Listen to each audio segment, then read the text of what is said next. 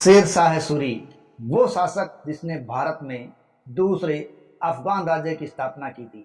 भारतीय इतिहास में एक अलग ही शासकों में से नजर आता है और अत्यंत प्रसिद्ध शासक हुआ है, जिसकी मुद्रा व्यवस्था को बाद में विश्व में कई स्थानों पर अपनाया गया था।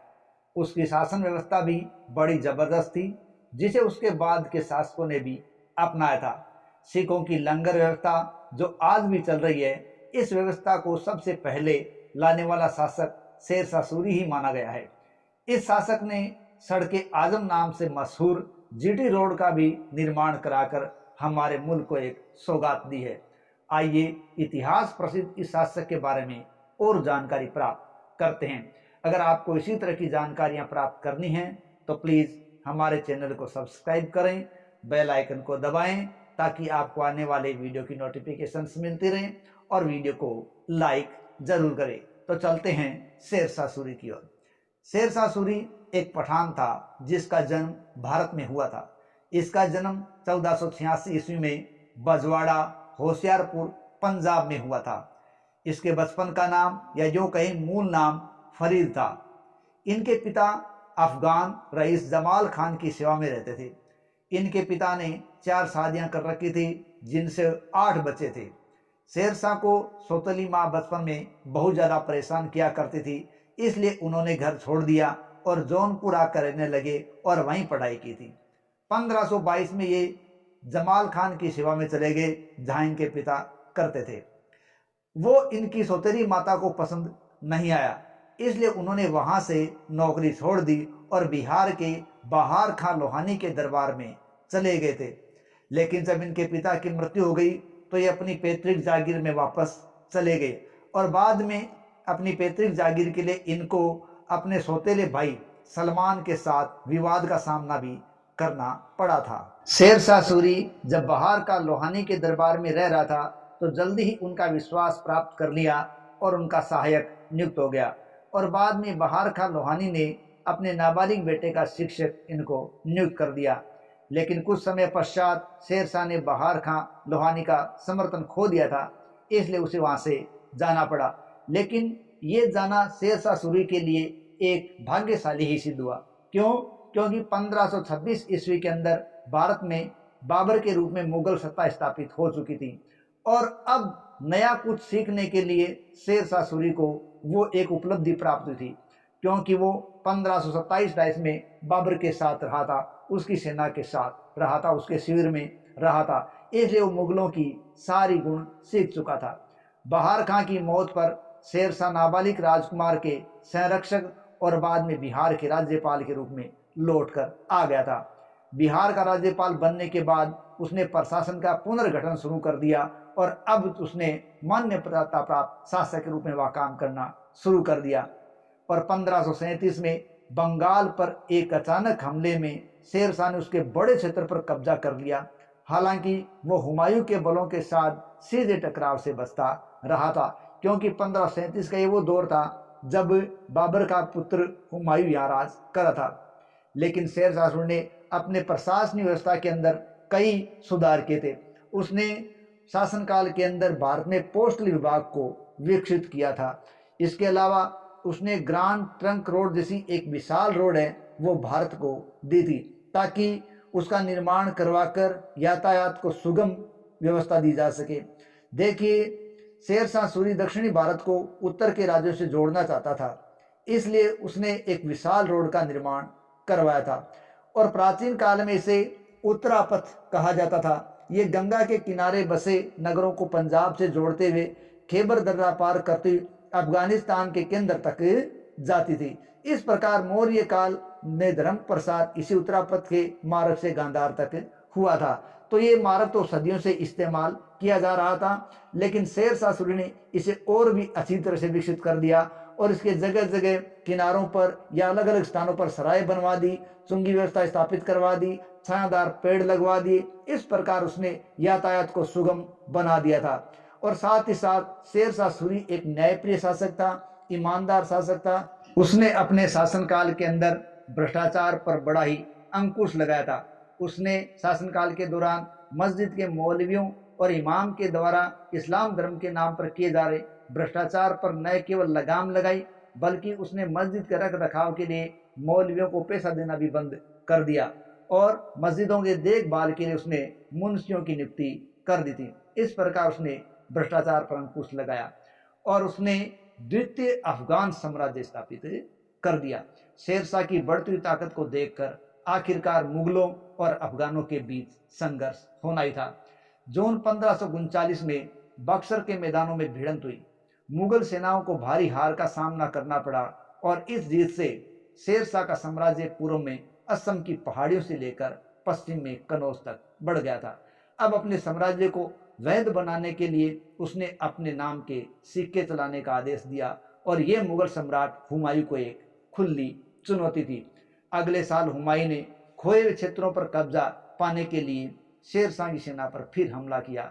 इस बार कन्नौज पर हमला हुआ, लेकिन बुरी तरह से प्रशिक्षित हुमायूं की सेना 17 मई 1540 को शेरशाह की सेना से हार गई।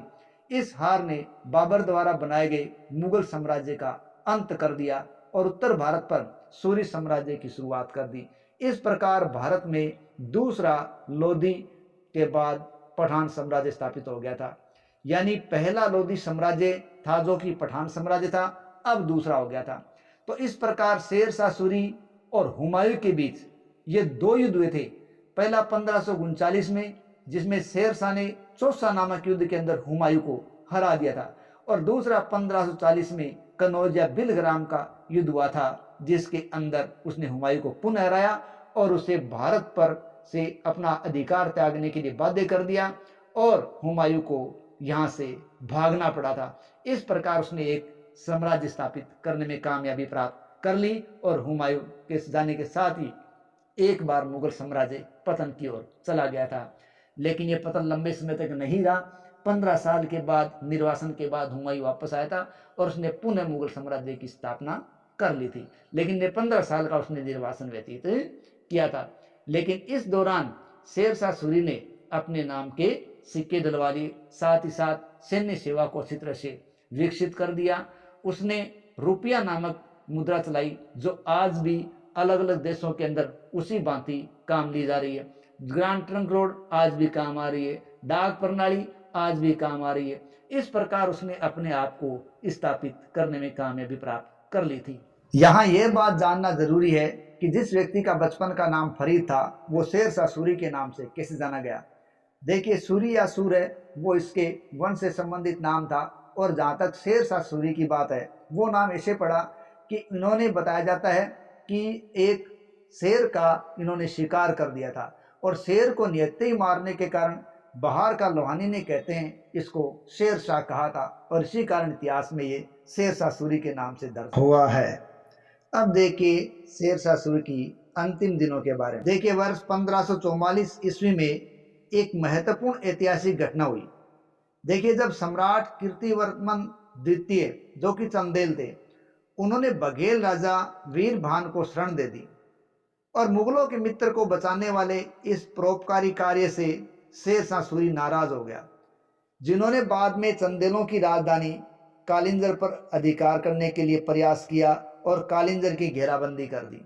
शेरशाह की प्राथमिक मांग राजा वीरभान बघेल का आत्मसमर्पण था और महाराजा कीर्तिवर्मन द्वितीय के इनकार करने पर शेरशाह ने कालिंजर पर हमला करना शुरू कर दिया था। लेकिन यह कालिंजर के दुर्ग का अभियान शेरशाह की मौत का कारण बना था। कालिंजर का किला उत्तर प्रदेश के बुंदेलखंड क्षेत्र में मौजूद है। शेरशाह सूरी ने 1544 में चंदेल राजपूतों के खिलाफ लड़ते हुए इस कालिंजर की जो घेराबंदी की थी वो लंबी चली थी, और इस दौरान शेरशाह सूरी की सेना ने कालिंजर को जीतने के लिए हर संभव प्रयास किया और ये घेरा लगभग 6 महीने तक पड़ा रहा, लेकिन फिर भी शेरशाह सूरी सफल नहीं हो पाया था। हालांकि जब उनको कोई रास्ता नहीं दिखा तो शेरशाह ने किले की दीवारों को उड़ाने की कोशिश की थी, और इस दौरान जब उसकी सेना हमला कर रही थी तो एक गोला बारूद के ढेर में आकर गिर गया, और उसी बारूद के ढोर पर शेरशाह सूरी खड़ा था और वो वहाँ फट गया। तो शेरशाह सूरी उसमें बहुत बुरी तरीके से जख्मी हो गया था, और इस जख्मी स्थिति के अंदर उसने अपनी सेना को प्रोत्साहन देता रहा, उसमें जोश भरता रहा, लेकिन खुद ने 22 मई 1545 ईस्वी को अपनी आखिरी सांस ली। इस प्रकार कालिंजर का ये दुर्ग है, वो कालिंजर का सूरी अभियान है, वो शेरशाह का अंतिम अभियान साबित हुआ। शेरशाह सूरी का मकबरा बिहार के सासाराम में स्थित है। इस मकबरे का निर्माण 16 अगस्त 1545 में पूरा हुआ था, जो शेरशाह सूरी की याद में बनाया गया। इंडो इस्लामिक वास्तुकला का ये बेहतरीन नमूना है शेरशाह सूरी का मकबरा, जो सासाराम शहर की सबसे लोकप्रिय पर्यटन स्थलों में से एक माना गया है। इसे बोलचाल की भाषा में भारत का दूसरा ताजमहल भी कह देते हैं। करीब 52 एकड़ में फैले सरोवर के बीच में यह मकबरा बना हुआ है, जो 122 फीट ऊंचा है। सासाराम में शेरशाह सूरी का मकबरा पर्यटकों के लिए एक आकर्षक का बड़ा अच्छा केंद्र है। शेरशाह सूरी ने मुगल साम्राज्य को हराया और भारत में सूर साम्राज्य की स्थापना की थी। ये मकबरा विश्व के ऐतिहासिक धरोहरों में से एक धरोहर माना जाता है। कृत्रिम झील के अंदर बना यह मकबरा लगभग चौकोर है और लाल बलुआ पत्थरों से बना हुआ है और मीर मोहम्मद अलीवाल खान के द्वारा इसको डिजाइन किया गया था। ये मकबरा अष्टकोणीय योजना पर बनाया गया है। तो ये तो हुई उसके मकबरे की बात। अब शेरशाह सूरी के जीवन की एक वैवाहिक स्थिति के बारे में अलग ही रोचक बात करते हैं।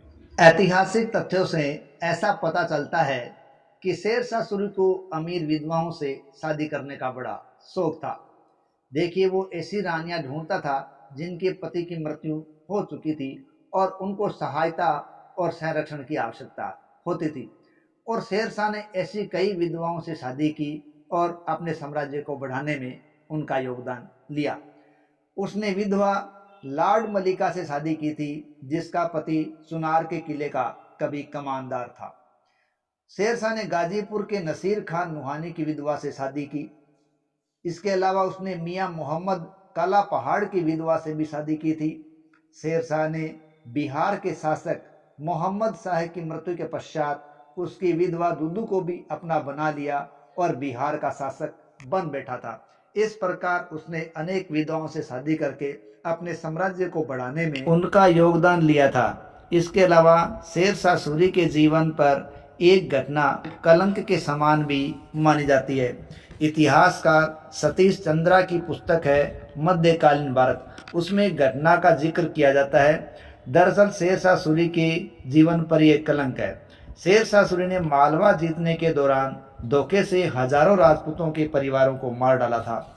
यह घटना इस प्रकार है कि चंदेरी के दुर्ग रक्षक पूर्णमल ने सुरक्षित निकल जाने के वादे के साथ ही दुर्ग खाली करना शुरू किया था, लेकिन शेरशाह सूरी ने पक्का वादा किया था कि वो दुर्ग खाली करते हुए कोई नुकसान नहीं पहुंचाएगा। लेकिन शेरशाह सूरी ने अपना वादा तोड़ते हुए दुर्ग से बाहर आए हुए राजपूतों और उनके परिवारों पर धोखे से वार करवा दिया और हजारों परिवारों को मार डाला। ये घटना शेरशाह के जीवन पर एक कलंक मानी जाती है। इसी तरह की एक अन्य घटना भी उसके जीवन पर कोई अच्छी छाप नहीं छोड़ती। दरअसल मारवाड़ के शासक थे मालदेव। उन्होंने 1544 ईस्वी में शेरशाह के लिए अभियान किया था, 1544 का जैतारण या सुमेलगिरी का अभियान। इस अभियान के दौरान भी शेरशाह सूरी ने मालदेव पर विजय प्राप्त करने के लिए जाली पत्रों का सहारा लिया था और जाली पत्रों के इस प्रभाव में आकर मालदेव को लगा जैसे उसके सेनानायक है वो शेरशाह से मिले हुए हैं। मालदेव चला गया, लेकिन मालदेव के जाने के बाद उसके सेनानायकों ने अपनी स्वामी भक्ति साबित करने के लिए, जो कि जेठा और कुंपा थे, उन्होंने शेरशाह सूरी का मुकाबला किया और शेरशाह सूरी इस कड़े मुकाबले को बड़ी मुश्किल से जीत पाया था और उसने कहा था कि मैं मुट्ठी भर बाजरे के लिए हिंदुस्तान को खो देता। इस प्रकार शेरशाह ने यहाँ भी जाली पत्रों के माध्यम से जीत प्राप्त की थी। तो ये था शेरशाह का जीवन चक्कर। जय हिंद, जय भारत।